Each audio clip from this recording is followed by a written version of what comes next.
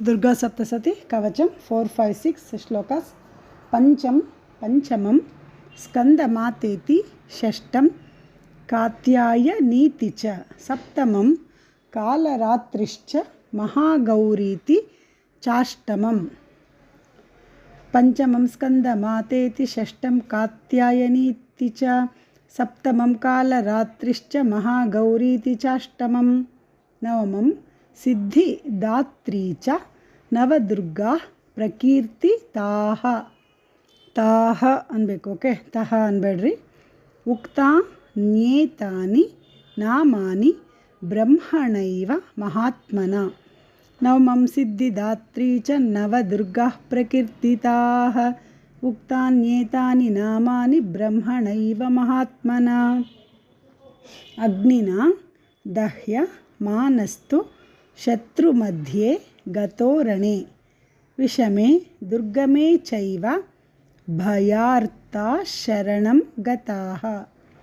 अग्निना दह्यमानस्तु शत्रुमध्ये गतो रणे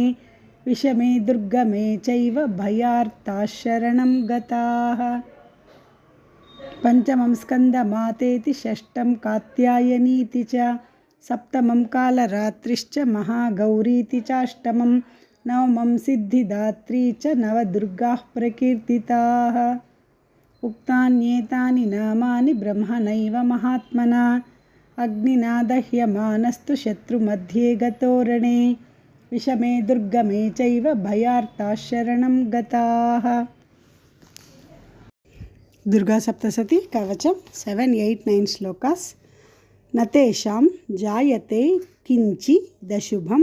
रणसंकटे नापदं तस्य पश्यामि शोकदुःखभयं नहि न तेषां जायते किंचिदशुभं रणसंकटे नापदं तस्य पश्यामि शोकदुःखभयं नहि यैस्तु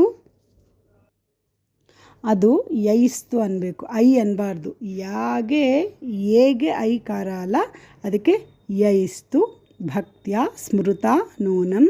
ತೇಷಾಂ ವೃದ್ಧಿ ಪ್ರಜಾಯತೆ ಯೇ ತ್ವಾಂ ಸ್ಮರಂತಿ ದೇವೇಸಿ ರಕ್ಷಸೆ ತಾನ್ನ ಸಂಶಯಃ ಯೈಸ್ತು ಭಕ್ತ್ಯಾ ಸ್ಮೃತಾ ನೂನಂ ತೇಷಾಂ ವೃದ್ಧಿ ಪ್ರಜಾಯತೆ ये त्वां स्मरन्ति देवेशि रक्षसे तान्न संशयः प्रेतसंस्थातु चामुण्डा वाराही महिषासना ऐन्द्री गजसमारूढा वैष्णवी गरुडासना प्रेतसंस्थातु चामुण्डा वाराही महिषासना ऐन्द्री गजसमारूढा वैष्णवी गरुडासना न तेषां जायते किंचिदशुभं रणसंकटे नापदं तस्य पश्यामि शोकदुःखभयं नहि यैस्तु भक्त्या स्मृता नूनं तेषां वृद्धि प्रजायते